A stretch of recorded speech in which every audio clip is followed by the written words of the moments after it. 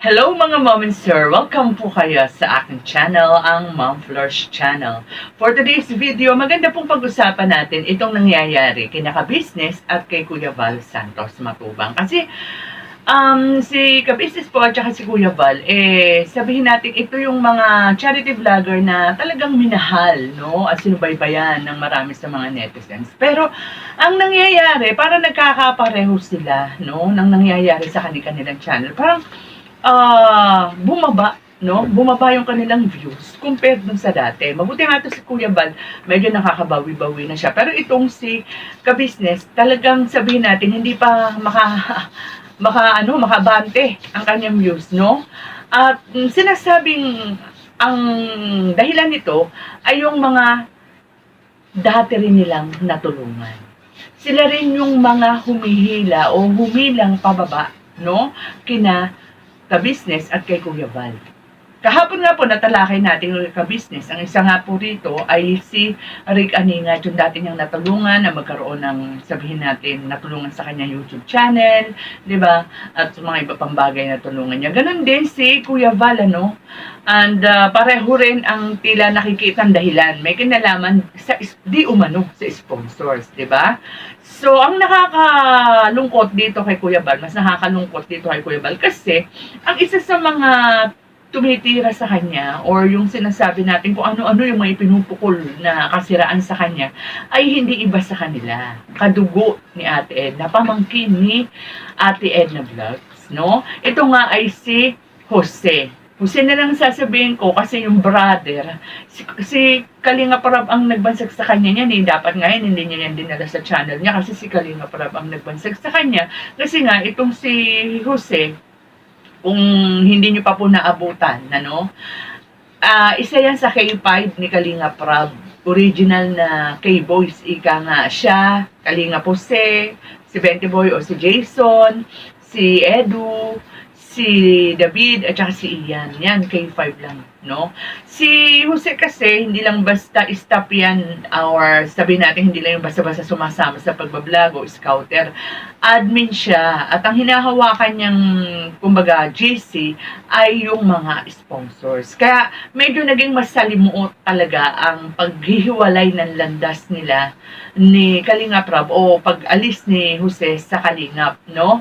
And nag-start to nung, ito, refresh natin, ano, para dun sa mga medyo bago-bago lang or hindi naabutan to. Kasi ano to mga 2 years ago pa na ang pangyayaring ito Si Jose ay napatawan ng suspension ni Kuya Val dahil meron siyang nilabag na rule. Ito yung tungkol dun sa pagla-live niya na dapat tapos na yung issue. Sige pa rin ang kanyang salita. So, pinatawa siya ng 2 linggo lang naman suspension. Ang pagkakatanda ko, doon sa 2 linggong suspension na yun, habang hindi siya nakakasama kay Kalinga Prab, nagsubok-subok siya na mag-vlog. Pagkatapos, no, and alam ko nakakapag-usap-usap pa rin naman sila ni Kalinga Prab kahit suspended siya. Yung pagkakatanda ko, no, pero at inaasahan ni Kalinga Prab, no, na babalik siya. Dahil wala naman siyang pasabi, no, but ang laking dismaya ni Rab nang ito ay after 2 week suspension, nakita na lamang nyo, napanood na lamang ni Rab sa channel nito na ito ay nagpapaalam na or sinasabi niya na doon sa kanyang video, sa kanyang vlog na hindi na siya babalik. So, syempre, nasaktan si Kalinga Prab. So, para ma-refresh, no, ang inyong mga alaala, ito yung video kung saan sinabi, no, ang naging maemosyon na pahayag ni Kalinga Prab tungkol sa pag-alis ni Jose sa kanilang grupo. Panoorin po natin. Saan talaga si brother sa totoo lang? Kung ikaw ay may kumpanya, si brother yung talagang kailangan mo. Baga maasahan mo talaga.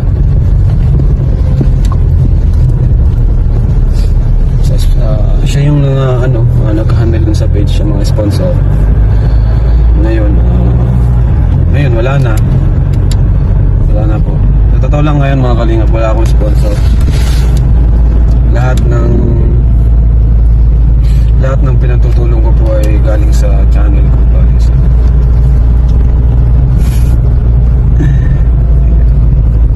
kaya pa pang umiyak.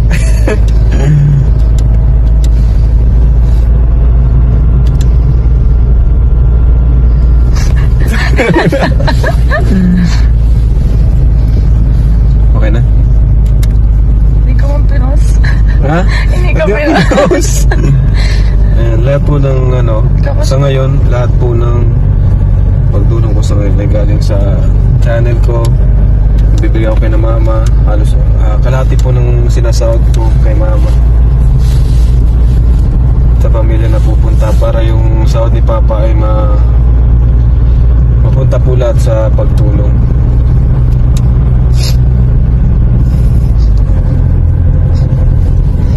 Mami na iiyak. Ha? Ipigilan mo.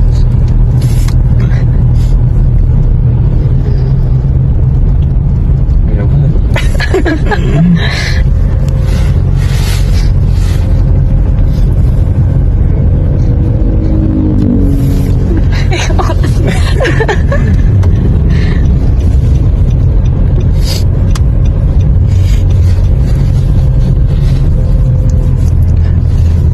Pag-init ka muna, nagdadrive ka pati.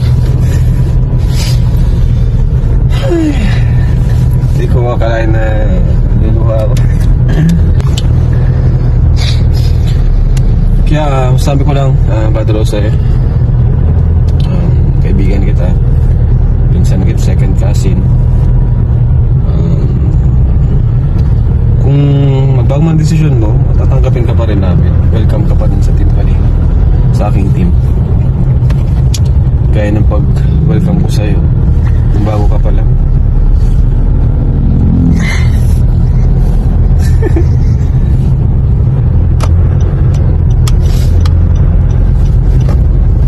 Gaya ng pag-welcome ko sa'yo nung bago ka pa lang.